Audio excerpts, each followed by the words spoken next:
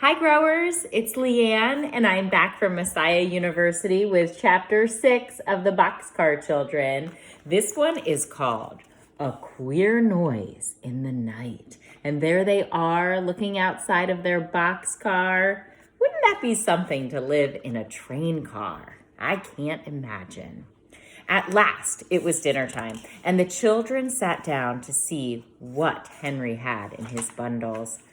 I bought another loaf of brown bread at the store, said Henry, and some more milk. Then I bought some dried meat because we can eat it in our hands. And I bought a bone for Watch. Watch looked hungrily at the bone and lay down at once to eat it. Jessie got out 4 cups and bowls and put some milk into each one. Then the children put in little pieces of brown bread and began to eat it with their new spoons. What fun, cried Jessie. Eating with spoons? Now tell us what you did in town, Henry. Henry began. The town below this hill is Silver City. I saw the name on a sign. I went into the town and walked along the first street I came to. It was a nice street with some big houses and flowers and trees. I saw a man out cutting his grass. He's a good man, too. I can tell you, a doctor. Did you work for him? Asked Jessie.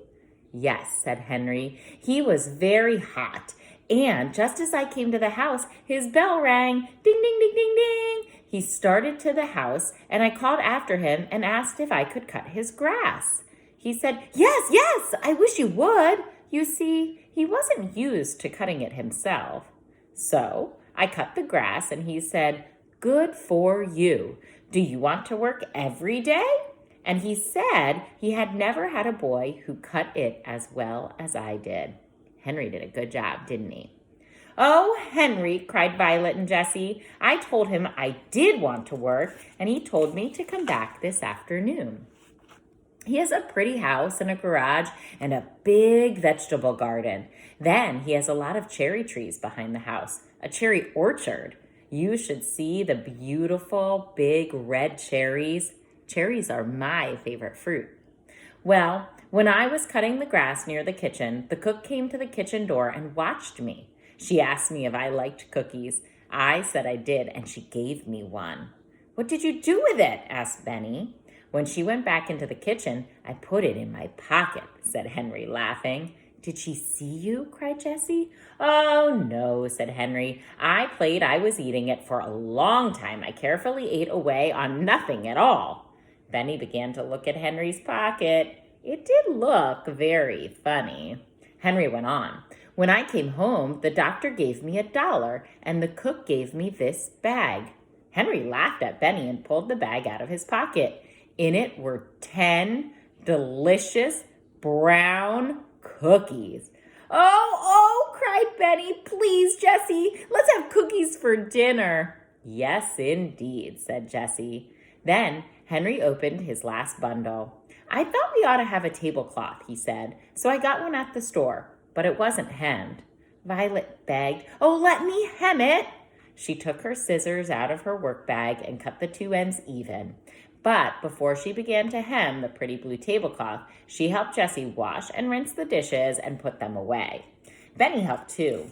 When Henry said goodbye and went back to town, all the children were working happily. Watch was trying to make a hole with one paw to bury his bone. I'll help you bury your bone, Watch, said Benny. Oh, no, Benny, said Jessie. Watch wants to bury his bone himself. You come and help me. I am going to make a broom for the house. For a little while, Benny ran around finding sticks for the broom, but he soon went to sleep on the ground with the dog for a pillow. There's Benny collecting some sticks.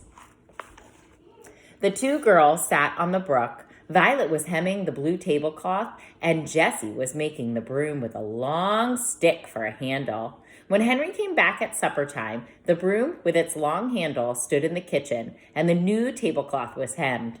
Henry admired the broom and the tablecloth. Then he gave Jessie a small bundle.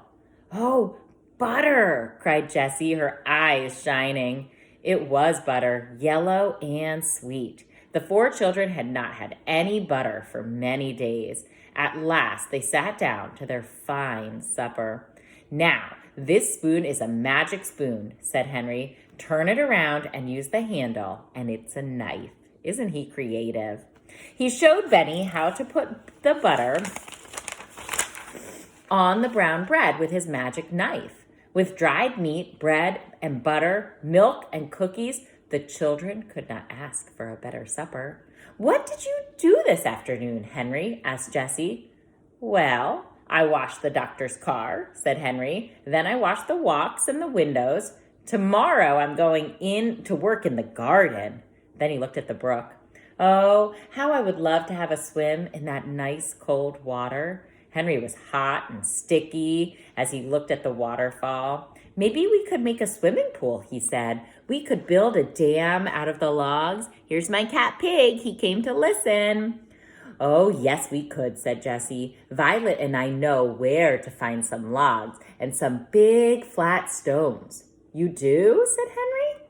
Yes, said Jessie. They are not far away, and just a little way below here is a pool, now with sand all around it, but it's not big enough to swim in. Is that so? Cried Henry. Someday I'll stay at home and we'll try to dam up the brook and make a swimming pool. You can have my wheels, said Benny. Good, replied Henry. I'll make you a little cart with wheels, Benny, and you can carry stones in it. Yes, said Benny, I will. Come now, we must go to bed, said Jessie. The children were all glad to go to bed. They stood on the stump and climbed into their new house, and they all went to sleep but Henry. He was thinking about the new swimming pool. All at once, he saw that Watch was not asleep. Oh, I wonder if this is going to be the noise in the night. Henry patted the dog and said, Lie down, Watch. But Watch did not lie down. He began to growl softly. Shh, said Henry to the dog. He sat up. Jessie sat up. What is it, Henry? She whispered. I don't know, replied Henry. He was frightened. I think Watch hears something in the woods. Let's close the door, said Jessie. I'm afraid.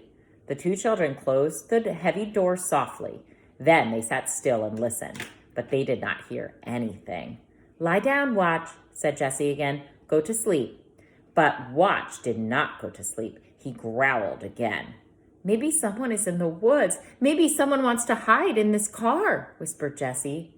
Maybe, said Henry. There's something out there that the dog doesn't like. Then they heard a stick crack and Watch barked. See, if you look close, you can see his paw is still bandaged up, but he is protecting these kids. Oh, shh. Jessie put her hand over his mouth. If there is someone out in the woods, he knows that there is a dog in this boxcar, said Henry. He took the new broom in his hand and waited. But nothing came. Nothing at all. The two children waited and waited. Violet and Benny slept through it all. I'm going to open the door now, said Henry. They opened the door softly and then listened. The dog sniffed a little. Then he turned around 3 times. 1, 2, 3, and he lay down. He put his head on his paws. It must be all right now, said Henry. Watch knows. Maybe it was just a rabbit. So at last they all went to sleep and slept until morning. I'll be back later with chapter 7.